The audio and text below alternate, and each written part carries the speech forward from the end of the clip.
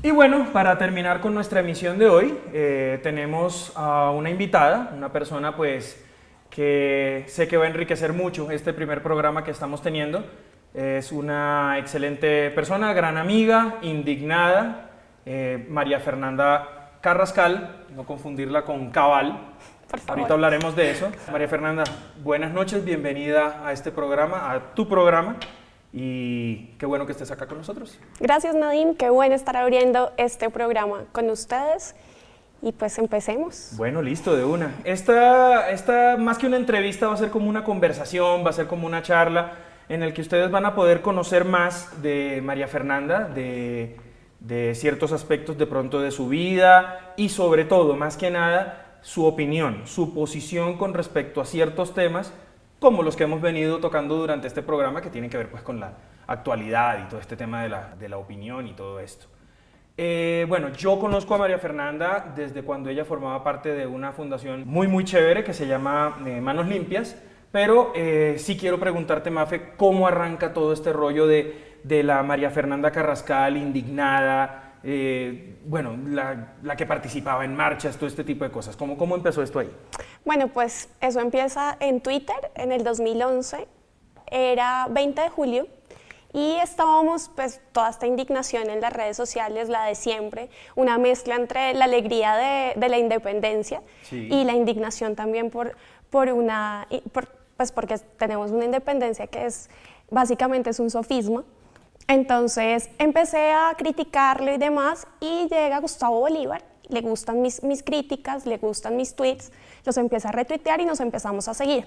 De ahí ellos me invitan a un proyecto y empezamos, como nos reunimos, empezamos a idear qué iba a ser Indignados Colombia, que más adelante se convierte en una fundación a la que llamaremos Manos Limpias Colombia. ¿Hay algún detonante, hay alguna noticia, algún hecho, algún suceso que detone el nacimiento de Manos Limpias? En realidad en el 2011 se destaparon muchas ollas, por decirlo así. De hecho, el mismo presidente Juan Manuel Santos destapó muchas de ellas en muchas instituciones, desde el DAS hasta el DNP, todas. O sea, se destaparon muchísimas ollas y también veníamos de todo esto del carrusel que se acababa de destapar.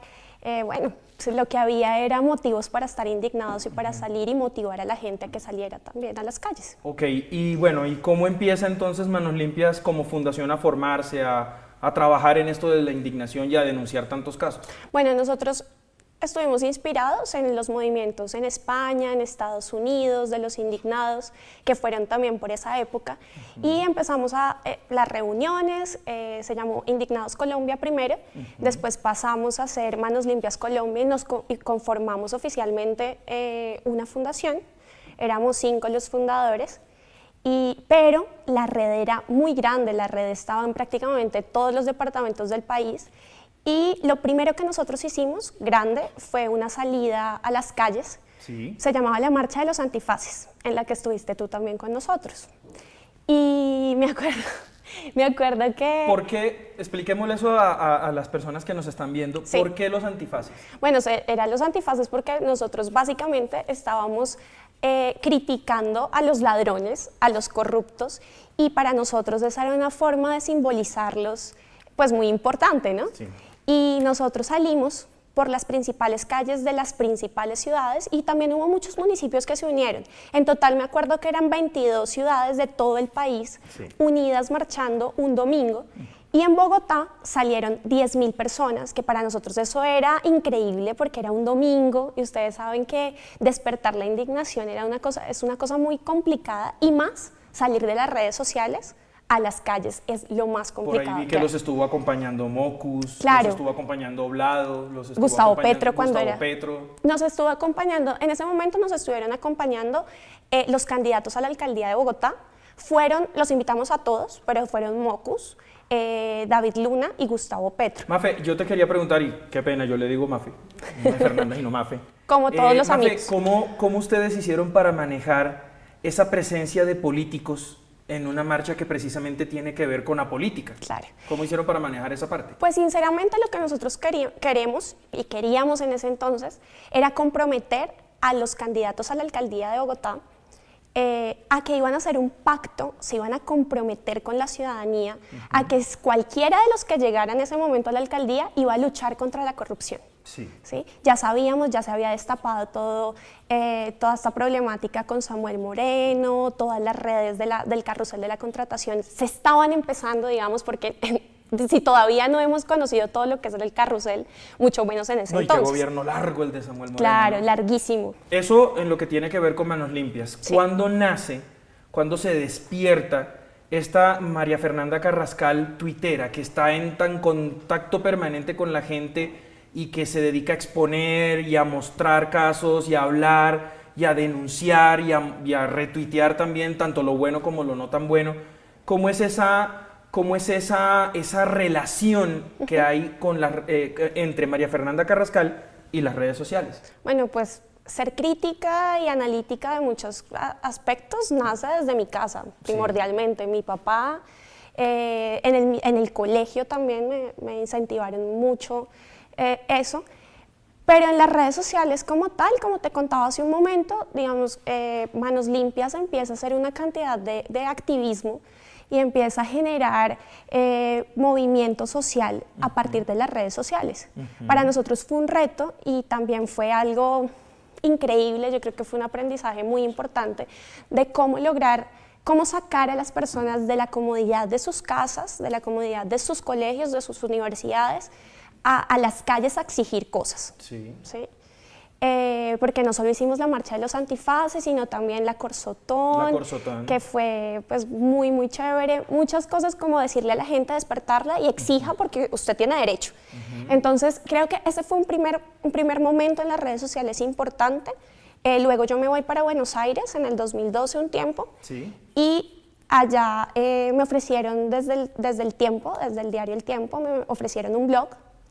Y ahí creo que ese fue otro momento importante para consagrarme como opinadora en el medio digital. Sí. Y un tercer momento ya es mi entrada en la militancia como tal. Okay. Ya en un partido y ya afín a un proyecto que es el proyecto de Progresistas. Ok, a propósito del tema que tocas de la militancia, ¿cómo tomaron eso tus seguidores en redes sociales? Es decir, la María Fernanda Carrascal contestataria, indignada, que no come de cuento, y me atrevo a decir, para la que todos los políticos están cortados con la misma tijera, que todos son iguales, pasar a militar, a identificarte con un partido político, con una vertiente política y trabajar junto a ellos. Es decir, ¿cómo fue esa transición? Bueno, primero, definitivamente he tratado de ser lo más coherente posible, es decir, si ustedes ven desde el día 1 mi participación en redes sociales, pues que es lo que está al público, sí. Si no me conocen desde antes, esa es una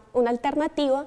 Ha sido lo más coherente, yo tengo unos principios muy claros y de ahí para adelante muchas de las cosas que yo opino en diferentes temas tienen que ver con eso. Okay. Lo segundo es que para mí definitivamente no todos los políticos están cortados con la misma tijera y ¿no? eso no. Caramba, para mí sí lo son, pero bueno, no, está bien. Para mí no, porque yo creo que ese fue un proceso que pasé en Manos Limpias, que fue un proceso, digamos, de radicalismo y de activismo supremamente fuerte, pero yo creo que definitivamente la política hay que salvarla, y la única forma que se hace para salvarla es desde adentro. Hay que sanearla, los partidos políticos hay que fortalecernos, y nosotros creemos en la democracia, por tanto los partidos políticos también son importantes. ¿Tiene salvación la política realmente? Yo creo que sí tiene salvación, pero tiene salvación la política solamente si nosotros hacemos un cambio cultural y real, ¿sí? Nosotros no podemos caer en el juego de los políticos que nos han metido en la cabeza que la política es solamente para ellos y que nosotros, o sea, nos han hecho cogerle asco a la política. Okay. ¿Sí? Y eso no está bien. Claro, para ellos es muy fácil que nosotros nos retiremos, no pensemos en más, porque es que la política es para ellos y la política es sucia y mientras tanto ellos se ferian el país. No creo que sea así. Yo creo que las personas, o sea, nosotros tenemos que prepararnos primero, prepararnos muy bien, ser críticos, saber votar, ¿sí? Enseñarle a otros también, hacerle veeduría a nuestros gobernantes, sí. Y también prepararnos porque nosotros también podemos llegar al gobierno. Yo pienso que eso también nace desde Manos Limpias. Hubo una oleada de fundaciones y de movimientos, claro, de indignados. Sí. Vigilemos al Congreso. Exacto. Bueno, un montón. Congreso Visible. Congreso Visible. qué chévere toda esa sintonía, pero me siento un poco en la obligación de ponerme del diablo aquí y preguntarte algo. ¿Todas estas manifestaciones, campañas, movimientos a través de redes sociales realmente funcionan? Yo creo que sí, yo creo que sí funcionan. En la medida que sean sostenidas y en la medida que salgamos justamente de las palabras a la acción. ¿Sí? Entonces, pues yo no saco nada diciendo cosas muy lindas en Twitter mientras a la calle salgo, le echo el carro encima al que viene, no paso por la acera, no cruzo por la acera, sino cruzo en el medio generando más problemas de movilidad y una cantidad de cosas. Yo creo... O sea, que muy bonita la intención y todo, sí, pero si no hay acción, eso queda como en un... ¡Soy capaz! No, y te digo una cosa, Nadine, lo primero que a mí me dicen, ay, pero es que tan idealista, ¿cómo pretende cambiar el mundo? Y yo lo primero que respondo es que no, yo no quiero cambiar el mundo, porque eso es una utopía, porque para cambiar el mundo tendríamos que cambiar muchísimos de nosotros al mismo tiempo, pero lo que yo sí quiero hacer es cambiar mi entorno. Cuando yo me preparo, cuando yo genero, por ejemplo, empleo para otros, cuando yo genero conciencia, que es lo que nosotros hemos querido hacer en las fundaciones, con el activismo, si yo estoy generando conciencia, estoy cambiando realidades también. Realidades cercanas a la mía, y eso va a hacer que se cambien otras realidades más allá. Yo creo que todo es una cadena. El mundo en general no lo vas a cambiar, pero puedes mejorar tu entorno y eso siempre va a ser importante. ¿Qué opina María Fernanda Carrascal, por ejemplo, de temas tan polémicos que ocurren en nuestra ciudad, en Bogotá? Por ejemplo, el tema de las corridas de toros, a propósito de una caricatura que hicimos hace unos momentos acá en el programa. Creo que es importante saber si definitivamente estamos en un momento como para darle relevancia a un evento alrededor de la muerte y alrededor de la sangre. ¿Será que los antitaurinos, me meto yo en esa sopa, será que los antitaurinos nos tocará hacer entonces huelga de hambre también en la Santa María para que nos paren bolas? Pues mira, sabes que yo lo estuve pensando mucho y después de que pasó lo de la sentencia de la Corte, sí. Yo decía, nosotros somos demócratas y lo vamos a aceptar. ¿Sí? Sí. Yo también soy antitaurina, pero definitivamente así vuelvan las corridas de toros a Bogotá, van a tender a desaparecer y eso tenlo por seguro. No, los taurófilos lo saben, ellos se declaran minoría. Claro, porque es que mira, ya este no es un tema ni de estrato socioeconómico ni nada por el estilo. Hay jóvenes de estrato, vamos a hablar de estratos porque lamentablemente en esta ciudad todavía tenemos que hablar de eso. Sí. Entonces, un joven estrato 6 y un joven estrato 3, sin importar eso, generacionalmente son personas que están rechazando ese tipo de eventos, que ya no quieren ese tipo de tradiciones y definitivamente culturalmente tenemos que evolucionar. Ya no podemos, para mí sería terrible ver más niños a los que los lleven a ver ese tipo de espectáculos. Yo decía, yo no sé si tú viste en Twitter, pero yo decía que a mí personalmente me parece que es terrible ver a una persona emborrachándose, enardecida, viendo cómo asesinan a un animal. Así es. ¿Sí? Y pidiendo y premiando a un torero con unas orejas y con rabos. Exacto. Eso a mí, la verdad, qué pena ser un poco cruda, pero la verdad me recuerda un poco como a las masacres paramilitares. O sea, eso para mí es una cosa terrible. En mi opinión no tienen diferencia, definitivamente. Bueno. Mafe, ¿qué te parece a ti ese tema de que haya niños siendo adoptados por parejas del mismo sexo? A mí me parece buenísimo. Yo creo que los niños definitivamente necesitan un hogar. La familia ha cambiado definitivamente, la composición de la familia ha cambiado, así como hay niños que solo viven con su tío, con sus abuelos, también hay niños que pueden vivir con 2 padres o 2 madres. Yo creo que ponernos a pensar de una manera filosófica, moral y hasta religiosa no cabe en el debate, porque creo que primero las parejas homosexuales, las parejas del mismo sexo tienen los mismos derechos a nosotros, partamos de ese hecho. Y en segundo lugar, los niños también deben tener derecho a tener un hogar. ¿O es que los que se quejan por eso le van a dar un hogar a esos niños que no lo tienen? Esa siempre es mi pregunta. Exacto. No, y hay muchos asesinos y hay muchos degenerados que han tenido papá y mamá. Claro, y te digo una cosa, o sea, para ser asesino, degenerado o una mala persona simplemente no se necesita una condición sexual definida, ¿me entiendes? Ni ser heterosexual, ni ser lesbiana o ser gay o ser lo que sea. O sea, a mí me puede gustar lo que sea y en eso nadie se tiene que meter. Uno educa a un niño desde los valores y otro tipo de cosas que van más allá, lo académico si se quiere, pero sobre todo desde los valores. Súper. Y eso no lo define una condición sexual. Muchísimas gracias María Fernanda por acompañarnos. No sé si le quieres enviar un mensaje a María Fernanda Cabal, Que por ahí supe que te confunden mucho con ella, no por el físico, menos mal. No, yo simplemente lo único que quiero decir es, ella, pues primero que somos muy diferentes, por favor no me confundan más. Sí. Pero sobre todo, nada, que hay que trabajar por la ciudad, realmente trabajar por la ciudad. Los cartelitos del Centro Democrático son muy lindos y todo, pero hay que trabajar y eso definitivamente está dando más de qué hablar que los hechos, que el trabajo real en el ¿Soy Congreso. opositor? No, criminal. Ajá. Esos letreritos. Pues bueno, muchísimas gracias por habernos acompañado en esta primera emisión de... ¿No sabías que este programa se llama El Consejo Superior de la Caricatura? Ah, que sí sabía. Chúpense esa, chúpate esa hablado.